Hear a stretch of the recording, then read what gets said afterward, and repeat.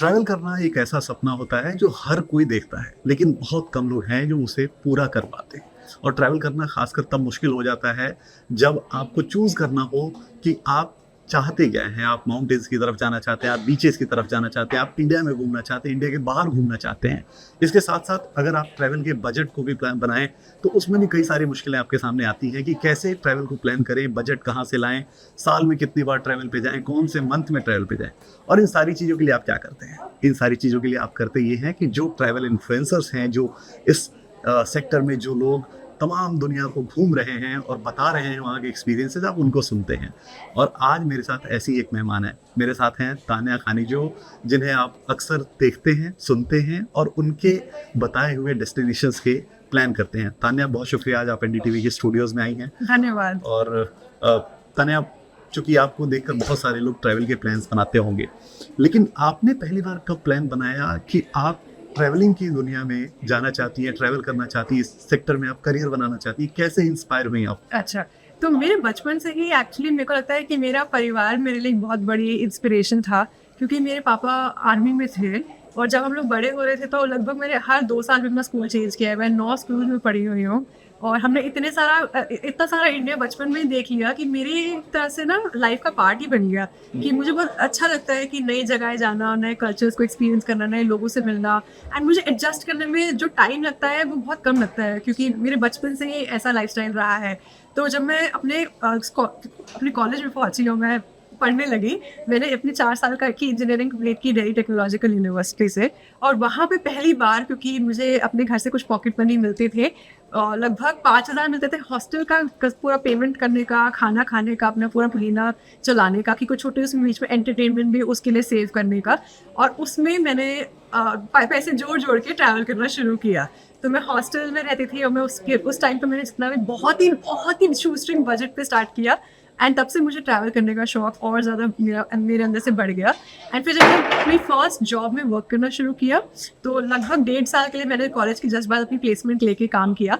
And उससे जितनी मेरी सैलरी आती थी, मैक्सिमम मैं सेव करती थी सिर्फ ट्रैवल करने के लिए, क्योंकि वही मेरी एक तरह से लाइफ की प्रायोरिटी बन गई थी कि मुझे मूवीज़ नहीं, मुझे बाहर रेस्टोरेंट में खाना नहीं, महंगा खाना तो बिल्कुल भी नहीं, बस अपने सारे पैसे जोड़ने हैं ट्रैवल करने के लिए। उसी के साथ साथ मैंने अपना एक यूट्यूब चैनल भी स्टार्ट किया। ग्रेट। सो आपने शुरू किया बजट ट्रैवलिंग से और फिर आपने इसको काफ़ी बड़ा विस्तार दिया है। और या इस चीज़ के लिए आप बहुत बधाई की पात्र हैं कि आपने ट्रैवलिंग को आसान बनाया लोगों के लिए।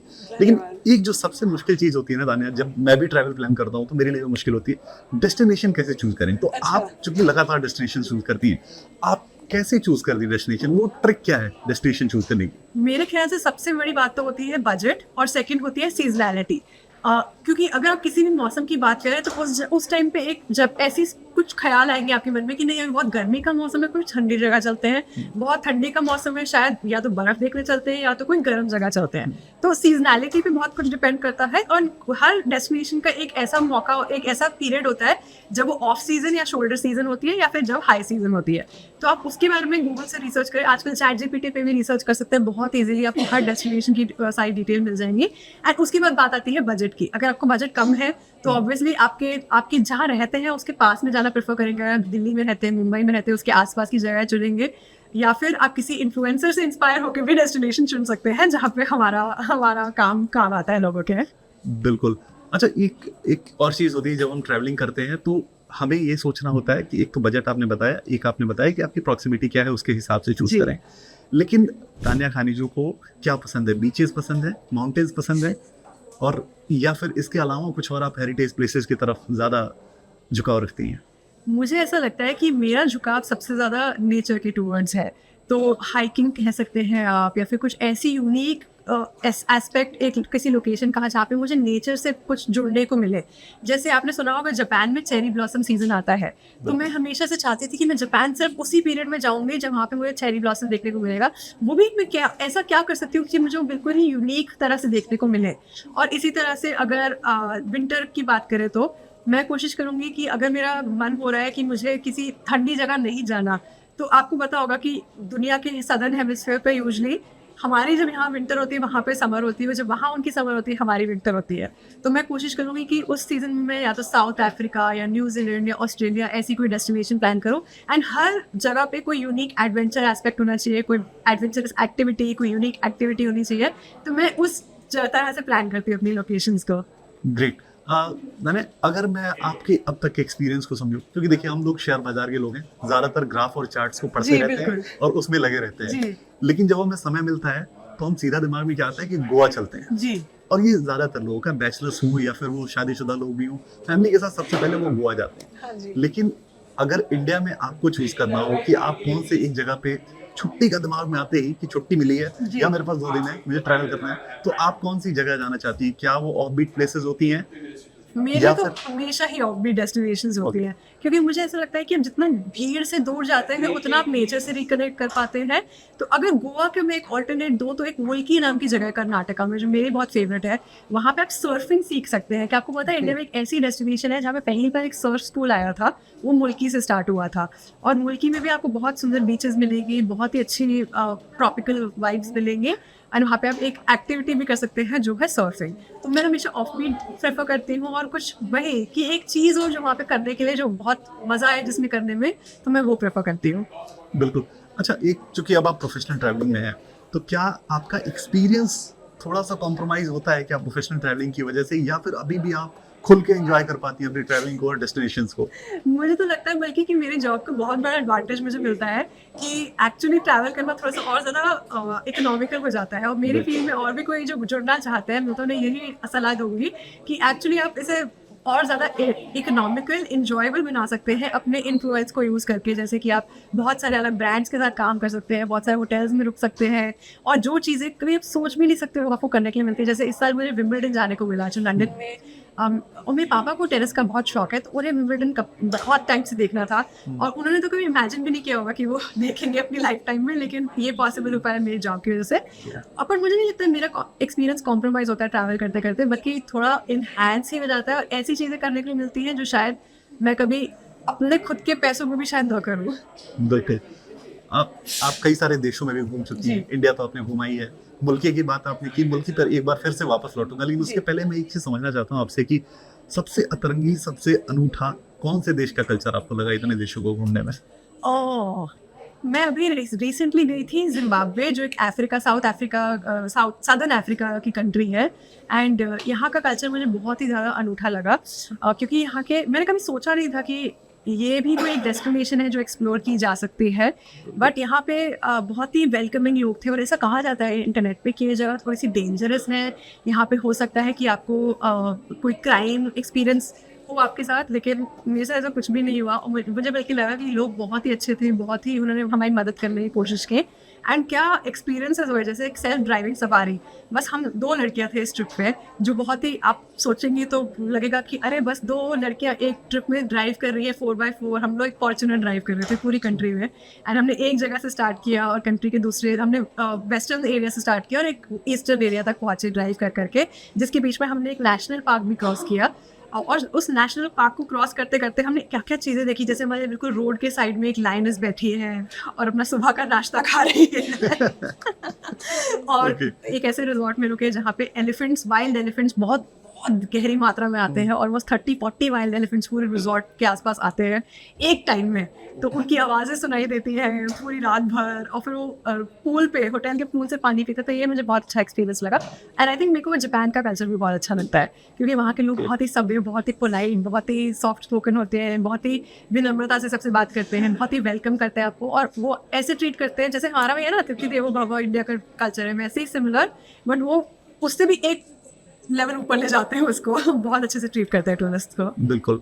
अच्छा, जब हम टूरिस्ट बन के किसी भी देश में जाते हैं, खासकर ऐसे देश में जहाँ नॉनवेज ज़्यादा मिलता हो और आप वीगन हैं, जी, सो ये सबसे बड़ी मुश्किल होती है कि खाएं क्या। जी, मैं एक नॉन वेजिटेरियन हूँ, लेकिन मैं अपने स्विट्जरलैंड के ट्रिप पे जब मैं गया तो मुझे लगा कि मैं खाऊं क्या यहाँ पे, क्योंकि नॉनवेज में भी आपको सेलेक्ट करना पड़ता है। हाँ। सो आपके लिए ये परेशानी कितनी ज़्यादा रही, आपको कितना इससे दो चार होना पड़ा? ओके। तो मुझे लगता है एक तो आपको बहुत ही अवेयरनेस रखनी पड़ती है खाने को लेके कि क्या खाया जा सकता है, क्या नहीं खाया जा सकता है। एंड स्पेशली अगर आप वीगन हैं और आप डेयरी भी नहीं खाते या प्रेफर करते हैं, जैसे मैं बिल्कुल कोई मिल्क प्रोडक्ट नहीं लेती क्योंकि वो एनिमल डिराइव होता है। और वीगन डाइट में क्या होता है या फिर वीगन लाइफस्टाइल में क्या होता है कि आप कोई भी एनिमल डिराइव चीज़ ना खाते हो, ना पहनते हो, ना यूज़ करते हो। तो ऑब्वियसली प्रॉब्लम तो होती है, बट ये एक ऐसी चीज़ है जिसके बारे में आपको अवेयरनेस होनी चाहिए कि किस कंट्री में क्या मिलता है, वहाँ की क्या डिशेज होती है। तो आप थोड़ी सी रिसर्च करेंगे बिफोर गोइंग, तो उसमें काफ़ी हेल्प हो जाती है। एंड एक नॉन वेजिटेरियंस के लिए भी मेरे पास बहुत अच्छा टिप है कि अगर आपको लगता है कि आप को चूज़ करने में प्रॉब्लम हो रही है, या तो आप अपने विसिनिटी में कोई इंडियन रेस्टोरेंट ढूंढें, बट अगर फिर भी आपको बहुत प्रॉब्लम हो रही है तो आप एक ऐप होती है जिसका नाम है हैप्पी काउ, उसमें क्या आपको वेजिटेरियन वीगन प्लेसेस मिल जाएंगे। एंड अगर आपको लगता है कि मुझे बिल्कुल भी नहीं कोई एक्सपेरिमेंट करना कि मेरे को मेरे खाने में एग भी नहीं चाहिए या फिर मुझे कोई ऐसी स्पेसिफिक चीज़ ही चाहिए, तो उसमें आपको सारे वो रेस्टोरेंट्स मिल जाएंगे आपके एरिया में जहाँ पे आप खाना खा सकते हैं। एंड वीगन डाइट ना सबके लिए बहुत एडवांटेज है, एटलीस्ट इंडियंस के लिए, क्योंकि बाहर यूरोप में even egg is considered vegetarian for example. And वो लोग अगर किसी चीज़ में एग डालेंगे वो बताएंगे मेरी आपको। तो आपको बहुत ही इसके लिए अवेयरनेस बिल्ड करनी पड़ती है कि आप शायद अगर वेजिटेरियन भी हो तो भी उन्हें बोलो कि मुझे वीगन खाना चाहिए। एंड अगर आप नॉन वेजिटेरियन भी हो तो भी आप उन्हें बताओ कि मुझे सिर्फ चिकन ही चाहिए या फिर सिर्फ यही चाहिए। तो उसके लिए रेस्टोरेंट्स पहले से चूज़ करें, पहले से उसके मेन्यूज देखें और ऐसे करके अपने पूरा आई थिंक मील्स प्लान करें, या फिर ऑफकोर्स आप इंडिया से बहुत कुछ पैक करके भी ले जा सकते हैं। बिल्कुल। अच्छा, हमने जगह की बात कर ली, बजट की बात कर ली जी। और एक्सपीरियंसेस की बात कर ली, खाने की भी बात कर ली, लेकिन एक चीज़ जो बहुत इम्पोर्टेंट आज के वक्त में हो गई है वो रिस्पॉन्सिबल टूरिज्म। जी। और आपका काफ़ी उस पर फोकस है और बहुत सीरियस मामला है ये घूमने के साथ साथ रिस्पॉन्सिबल हम कैसे बन सकते हैं। आप इस पर क्या कर रही हैं और कैसे आप इंस्पायर कर रही हैं लोगों को भी रिस्पॉन्सिबल टूरिज्म वो करें, नेचर को प्रिजर्व करते हुए कैसे टूरिज्म करें? जी, मेरे को एक्चुअली सबसे ज़्यादा प्यार नेचर से ही है। मुझे ऐसा लगता है कि प्रिजर्वेशन उसकी इतनी ज़्यादा इम्पॉर्टेंट है आज के टाइम में। तो सबसे पहले तो मैं कोशिश करती हूँ कि अपनी ऑडियंस के को मैं नेचर के प्रति एक अवेयरनेस क्रिएट करने की कोशिश करूँ। And every once in a while जब भी मैं इंडिया में ट्रैवल कर रही होती हूँ तो मैं कोशिश करती हूँ कि किसी एनजीओ के साथ जुड़ के कोई ना कोई हम लोग कहीं ना कहीं क्लीन अप ड्राइव करें। तो उससे दो चीज़ें होती हैं, एक तो लोगों में अवेयरनेस बढ़ती है कि हमें किसी जगह को गंदा नहीं करना चाहिए, और अगर हो भी रही है तो कितने लोग जुड़ के उस जगह को साफ कर सकते हैं। तो ये एक पहलू हो गया उसका जो मैं कोशिश करती हूँ अपने ट्रैवल्स में बहुत एक्टिवली। एंड मैं लोगों को ये भी बोलती हूँ कि कैसे वो अपने ट्रैवल्स में सिंगल यूज़ प्लास्टिक को मिनिमाइज कर सकते हैं, क्योंकि वही होता है ना कि अगर आप कहीं जा रहे हैं ट्रैवल करने, आप अगर एक प्लास्टिक की बॉटल खरीदेंगे और उसे फेंक देंगे, सिर्फ आपका एक बार का उसका यूज़ है ना, इसलिए उसे सिंगल यूज़ प्लास्टिक कहते हैं। एक बार यूज़ करके थ्रो कर देंगे, लेकिन वो अल्टीमेटली वहाँ उस जगह पे हमेशा हमेशा के लिए बैठी रहेगी। प्लास्टिक को कितना टाइम लगता है, 500-600 साल लगते हैं डिस्ट्रॉय होने में, और उसमें भी वो माइक्रो प्लास्टिक का रूप ले लेते हैं जो पानी में जाके या फिर लैंड पे जाके उसको खराब करते हैं। तो अगर आप ओशंस में प्लास्टिक हो या फिर सिंगल यूज स्पेशली, क्योंकि वो हम लोग बहुत ही कम पीरियड के लिए यूज़ करते हैं, जो आपके घर में टपरवेयर हो या फिर कोई ऐसी बड़ी जो रीयूजेबल चीज़ हो वो फिर भी उतना नुकसान नहीं देती जितना सिंगल यूज़ देती है। तो स्ट्रॉज हो गई, ग्लासेस हो गए, पेपर प्लेट्स हो गई, पेपर प्लेट्स में भी प्लास्टिक की लेयरिंग होती है। तो मैं इसके बारे में बहुत एक्टिवली बात करती हूँ अपनी ऑडियंस के साथ। एंड मैं ये भी कोशिश करती हूँ कि अगर मैं कहीं जाके कार रेंट करूँ तो वो हो सके तो ईवी कार हो, और अगर मैं फ्लाई भी करूँ तो मैं कितनी कम फ्लाइट्स ले सकती हूँ और कितने लंबे टाइम के लिए एक डेस्टिनेशन जा सकती हूँ, क्योंकि मेरे पास फिर भी वो फ्लेक्सिबिलिटी है। तो मैं लोगों को ये अवेयरनेस देती हूँ कि कोशिश करें कि आप ट्रैवल भी करें तो किसी जगह को अच्छे से एक्सपीरियंस करें और उतनी ड्यूरेशन प्लान कर सके जितना आप जा सकते हैं, क्योंकि आप जितना समय वहाँ पे बिताएंगे और जितनी कम फ्लाइट्स लेंगे वो भी हमारे नेचर के लिए एक तरह से एडवांटेज रहता है। ऐसी बहुत सारी चीज़ें जिसके बारे में मैं अवेयरनेस क्रिएट करने की कोशिश करती रहती हूँ। ग्रेट, ये बहुत अच्छा आप कर रही हैं और इसके लिए आपको हमारी पूरी टीम की तरफ से शुभकामनाएं भी Thank हैं। you. लेकिन हम शेयर बाजार वाले लोग हैं, जब भी हम किसी गेस्ट को बुलाते हैं तो ये पूछते हैं कि कौन से सेक्टर्स में इन्वेस्ट करना है, कौन से शेयर में इन्वेस्ट करना है। अब आपसे मैं ये तो नहीं पूछूंगा, लेकिन आपसे ये ज़रूर पूछूंगा कि इंडिया के अंदर अगर घूमना है तो तान्या हमें कौन से 3 डेस्टिनेशन सजेस्ट करेंगी, और इंडिया के बाहर अगर घूमना है तो कौन से 3 डेस्टिनेशन सजेस्ट करेंगी कि once in a lifetime ये एकदम मस्ट है, जाना ही है? हाँ जी, हाँ जी। मैं कहूँगी मेरे लिए इंडिया में Kerala is one of my favourite states, क्योंकि वहाँ पे टूरिज़्म का जो कि जितनी वहाँ पे हॉस्पिटैलिटी है और जितनी वहाँ पे चीज़ें, आपको वैरायटी ऑफ चीज़ देखने को मिलती है, थिरुपल्ली वाटरफॉल से लेके मुन्नार के टी गार्डन्स तक, और एलिफेंट में अगर हाउस बोट लेना चाहें उससे लेके जितनी आपको वैरायटी देखने को मिलती है वो बहुत अच्छी है। फिर दूसरा, मुझे लद्दाख बहुत पसंद है as a place to visit. वहाँ पे भी बहुत वैरायटी जो जितनी लोगों ने सोची भी नहीं। जैसे कारगिल एरिया में अगर आप जाएंगे, वहाँ कुछ कुछ ऐसी जगह है, द्रास जैसे कि जो इतनी सुंदर है, लोग इमेजिन भी नहीं कर सकते। मतलब वो सोचते हैं कि लद्दाख सिर्फ ड्राई माउंटेन्स है, बट वहाँ पे ग्रीन माउंटेन्स भी है, और वहाँ पे सुरू वैली है जहाँ पे आपको इंडिया में cherry blossoms and apricot blossoms देखने को मिलते हैं, और ये किसी को पता नहीं है। तो ये भी एक बहुत अच्छी जगह है जो मैं लोगों को रेकमेंड करना चाहूँगी। And one of my favourite places in Arunachal Pradesh, एक मेचुका करके जगह है जो मुझे बहुत पसंद है। वहाँ पे भी एक बहुत यूनिक कल्चर है। In fact most of north east has very unique culture जो भी बहुत प्रिजर्व्ड है, क्योंकि वहाँ पे लोग अपनी ट्राइबल कल्चर को बहुत ही अपने क्लोज टू देयर हार्ट रखते हैं एंड उसे प्रिजर्व करने की कोशिश करते हैं। एंड आई फील कि कमर्शलाइजेशन वहाँ तक उतनी नहीं पहुँची है, तो इसलिए मैं ये जगह रेकमेंड करने की कोशिश करूँगा। बिल्कुल। और अगर इंडिया के बाहर आपसे समझे कि कौन से 3 देश हैं जहाँ ज़रूर जाना चाहिए, लाइफ टाइम में एक बार ज़रूर जाना चाहिए? ओके, तो मुझे लगता है कि नॉर्दर्न लाइट्स का एक्सपीरियंस बहुत यूनिक है। वो तो किसी को अपने लाइफ में एक टाइम तो एक्सपीरियंस करना ही चाहिए। तो इसके लिए कुछ 8 कंट्रीज़ है जहाँ पे जाया जा सकता है देखने के लिए। 8 कंट्रीज़ या कह लें कि टेरिटरीज़ है जहाँ पे आप देख सकते हैं, क्योंकि वो आर्कटिक सर्कल के अंदर आती हैं। तो मेरे लिए सबसे मेरी फेवरेट जगह है नॉर्वे। उसके लिए इसका बजट ऑब्वियसली बहुत हाई होगा, क्योंकि नॉर्वे एक्सपेंसिव जगह है। लेकिन अगर आप बोले कि once in a lifetime, तो एक बार तो जाना बनता है अपनी लाइफ में। सेकेंड आई वुड से कि कोई एक अफ्रीकन कॉन्टिनेंट की कंट्री ज़रूर देखें। चाहे मैंने जिम्बाब्वे की बात की, वो नहीं तो टांजानिया या फिर सेशल्स, मॉरिशस, केन्या, ये सारी जगहें बहुत ही यूनिक और सुंदर है। एंड काफ़ी सारी जगहों में बहुत यूनिक ट्राइबल कल्चर भी है जो आप देख सकते हैं, एक्सपीरियंस कर सकते हैं। And again once in a lifetime type of experience तो है ही। एंड फिर मैं कहूँगी कि जापान। ओके। अनया, 2 आखिरी सवाल आपसे जी। अगर ये मैं ना पूछूं तो व्यूअर्स पक्के तौर पे कह जाएंगे कि आपने इंटरव्यू अधूरा छोड़ दिया। हाँ जी। एक सवाल ये कि जो लोग आपको देख रहे हैं, जो आपके फॉलोअर्स हैं या फिर जो आपसे इन्फ्लुएंस्ड हैं और वो आपकी तरह ट्रैवल करना चाहते हैं, उनके लिए एंट्री गाइड क्या है? कैसे वो ट्रैवलिंग की दुनिया में अपना करियर बना सकते हैं? कैसे इस दुनिया को और एक्सप्लोर कर सकते हैं? जी, तो सबसे पहली बात तो कि मुझे लगता है कि आपको इस फील्ड में आने के लिए ट्रैवल से सच में लगाव होना चाहिए। ये नहीं कि मुझे बस व्यूज़ चाहिए या फिर पैसे कमाने हैं इस फील्ड से, ऐसे नहीं। बट सच में अगर आपको क्यूरियोसिटी है, इंक्विजिटिवनेस है कि मुझे किसी अपनी दुनिया को देखना है अच्छे से, तो ये फील्ड आपके लिए बनी है। एंड दूसरी बात, ऑब्वियसली मैंने जैसे आपको कहा कि मैंने बहुत ही बजटेड ट्रिप से स्टार्ट किया था। कुछ बात तो ऐसी कि मैं लिटरली 10,000 या 5,000 में पूरी जगह घूम के आ रही हूँ। तो मुझे ऐसा लगता है कि बजट ट्रिप स्टार्ट करने के लिए, चाहे आप कॉलेज में ही क्यों ना हो, चाहे आप पॉकेट मनी पे ही क्यों ना ट्रैवल करें, लेकिन अब बजट ट्रिप्स का एक ही रूल होता है कि आप जितना अपने आप को इनकन्वीनियंस दे सकते हैं उतना बजट ले सकते हैं। ऑब्वियसली अगर आप एक 5 स्टार की कन्वीनियंस चाहते हैं तो आपका बजट बढ़ जाएगा। अगर आप एक मिड रेंज होटल की कन्वीनियंस से ठीक है तो आपका बजट उससे कम हो जाएगा। और अगर आप हॉस्टल्स या फिर कैंपिंग करने के लिए तैयार है तो इससे आपका बजट और कम हो सकता है। तो ऑब्वियसली बजट ट्रिप में इनकन्वीनियंस होगी, लेकिन आप फिर भी वही सेम चीज़ एक्सपीरियंस कर सकते हैं, शायद एक तरह से बेहतर कर सकते हैं, क्योंकि आप नेचर के या फिर बहुत ही एक क्या बोलते हैं ना, रॉ ट्रैवलिंग एक्सपीरियंस कर सकते हैं। और वहीं अगर आप कोई भी जगह जाए तो उसको अपने नज़रिए से देखने की कोशिश करें और अपने नज़रिए को शेयर करने की कोशिश करें, तो उससे आपको स्कीम में और ज़्यादा आगे बढ़ने का मौका मिलेगा। क्योंकि आई थिंक हर एक इंसान ये यूनिक होता है, उनके ट्रैवल करने का स्टाइल यूनिक होता है, उनके चीज़ों को देखने का, समझने का तरीका अलग होता है। तो आप उसमें क्या अपना यूनिक फ्लेवर ला सकते हैं एक जगह को दिखाने के लिए, और विदाउट क्या बोलते हैं किसी को कि और की पर्सपेक्टिव को नहीं, बल्कि अपने पर्सपेक्टिव को रख के क्या नया कर दिखा सकते हैं अपने ऑडियंस को। बिल्कुल। और ये बड़े बुजुर्ग कहते भी हैं कि जितना आप किताबों से पढ़कर नहीं सीखते हैं उतना आप घूम कर सीखते हैं। तो आपको घूमने से काफ़ी एक्सपीरियंस होता है। एक आखिरी सवाल, उसके बाद मुझे पता है कि आपको जाना है और आपको दुनिया के बारे में बताना भी है लोगों को, तो उसके लिए कम है, समय जो है वो कम है। लेकिन एक आखिरी सवाल ये कि कभी कोई ऐसा यूनिक या कोई ऐसा एक्सपीरियंस फैंस को लेकर रहा है कि वो आपके फॉलोअर्स फैंस रहे हों और वो अचानक कहीं मिल गए हों किसी ट्रिप पर, कोई ऐसा यूनिक एक्सपीरियंस जो आप शेयर करना चाहें? वो एक्चुअली मेरे को सरप्राइजिंगली काफ़ी सारे लोग मिल जाते हैं कहीं ना कहीं। मुझे बहुत अच्छा लगता है जब मैं किसी से मिलती हूँ, क्योंकि ऐसा लगता है कि हाँ, कोई तो है जो मेरा जो काम है, मेरी वीडियोज़ है वो देख के पहचान रहा है या फिर उनको वो किसी तरह से हेल्प कर रही है।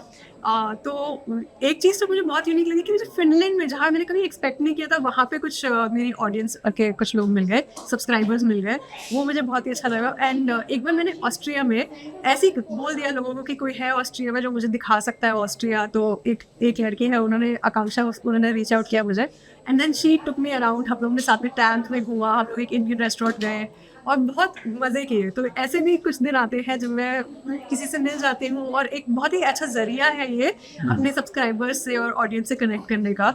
स्पेशली वहाँ पे जहाँ पे आपको लगता है कि मुझे एक लोकल पर्सपेक्टिव चाहिए यहाँ पे, तो मिल जाते हैं लोग। बिल्कुल great. Tanya, thank you so much, और थैंक यू छोटा वर्ड होगा इस चीज़ के लिए, आपने जितनी चीज़ें आज बताई हैं ट्रैवलिंग को लेकर, क्योंकि हम लोग जब शेयर बाजार में रहते हैं तो फिर काफ़ी चीज़ें पढ़ते हुए जी। निकाल देते हैं पूरा दिन, और ट्रैवलिंग को लेकर बहुत कम सोचते हैं, हाँ। छुट्टियाँ भी कम बट होती हैं। मुझे पता है क्या लगता है कि ट्रैवलिंग भी एक इन्वेस्टमेंट है जो शायद आप मॉनेटरी तरह से तो लूज़ कर रहे हैं, अपने पैसे आप उसमें स्पेंड करके आप पैसे लूज़ कर सकते हैं, लेकिन जो आपको एक्सपीरियंस मिलता है वो आपके लिए एक ऐसी टाइप की इन्वेस्टमेंट है जो कभी इमेजिन भी नहीं कर सकते। आपको मतलब अगर आप आपकी ज़िंदगी के 10 दिन में आपको कुछ सीखने को मिलता है नॉर्मल अपने रूटीन में, जो बहुत ही हम लोग क्या कहते हैं ना, रूटीन में लाइफ चल रही है तो मैकेनिकल वे से आप सबकॉन्शियस में भी काफ़ी चीज़ कर जाते हो, जैसे ब्रशिंग करना, अपना दिनचर्या नॉर्मल बिताना, काम करना, सेम काम। लेकिन उसी सेम 10 डेज को अगर आप ट्रैवलिंग में स्पेंड करोगे, आपकी बहुत ही एक्सेलरेटेड रेट से माइंड ओपन होगा और ऐसी ऐसी चीज़ें सीखने को मिलेंगी उन 10 दिन में जो शायद आपको घर में अपने नॉर्मल रूटीन में कभी सीखने को ना मिले। बिल्कुल। और आपने कहा कि मनी लूज करते हैं, लेकिन मनी लूज नहीं करेंगे, वो एक- पैसे कैसे कमाने हैं वो पहले डे प्रॉफिट इन दी बता ही रहे हैं। Yes.